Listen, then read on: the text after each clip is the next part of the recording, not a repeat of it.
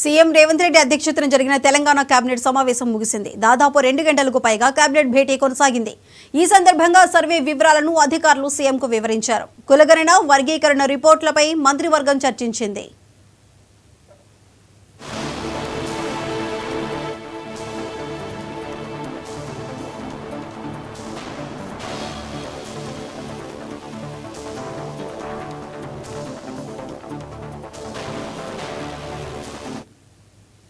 CM Revanth Reddy అధ్యక్షతన జరిగిన Telangana cabinet సమావేశం ముగిసింది. దాదాపు 2 గంటలకు పైగా కేబినెట్ భేటీ కొనసాగింది.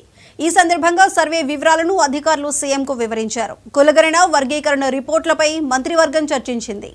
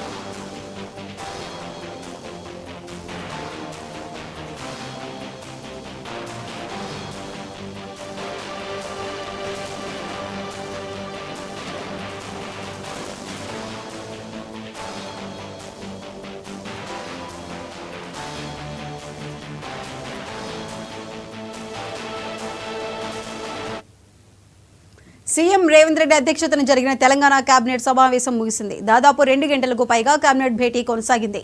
ఈ సందర్భంగా సర్వే వివరాలను అధికారులు సీఎంకు వివరించారు. కులగణన, వర్గీకరణ రిపోర్టులపై మంత్రివర్గం చర్చించింది.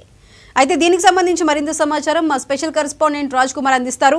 రాజ్ కుమార్, చెప్పండి, ఈ కేబినెట్ భేటీలో ముఖ్యంగా ఏ అంశాల మీద చర్చ జరిగింది?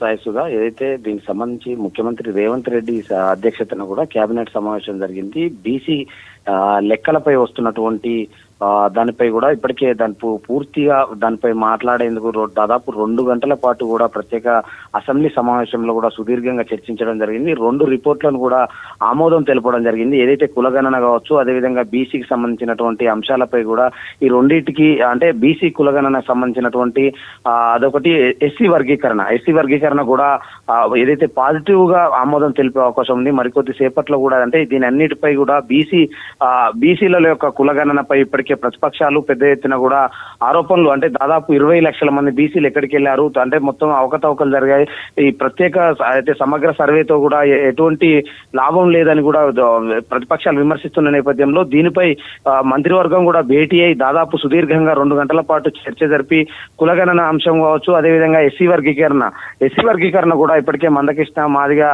సంబంధించినటువంటి దాంట్లో ఇప్పటికే కేంద్రం ఎస్సీ వర్గీకరణ ఆమోదం తెలపడం, రాష్ట్రం నుంచి అంటే వాళ్ళు ఎలాంటి ఆమోదం తెలపకపోవడంతో ఈ రోజు కనుక అంటే ఎలాంటి నిర్ణయం తీసుకోకుంటే ఈ రోజు నిర్ణయం తీసుకునే అవకాశం ఉంది. దీనికి సంబంధించినటువంటి దాంట్లో సుదీర్ఘంగా చర్చించారు. దీనికి సంబంధించినటువంటి ఈ సమావేశంలో ముఖ్యమంత్రితో పాటు మంత్రులు పాల్గొనడం జరిగింది. దాదాపు 2 గంటల పైగా కూడా భేటీ కొనసాగడం జరిగింది. కానీ ఈ రెండింటిపై కూడా మరికొద్ది సేపట్లలో ఆమోదం తెలిపే అవకాశం ఉంది. సర్వేకి సంబంధించినటువంటి వివరాలు అంటే ఏదైతే సమగ్ర సర్వే ప్రభుత్వం చేసిన నేపథ్యంలో వీటన్నిటి పూర్తి వివరాలు కూడా మంత్రులు ఏదైతే ముఖ్యమంత్రికి అందజేయడం జరిగింది. ఈ రిపోర్ట్లకు సంబంధించినటువంటి అంశాలను కూడా అంటే ముఖ్యమంత్రి ఆమోదం తెలపడం జరిగింది.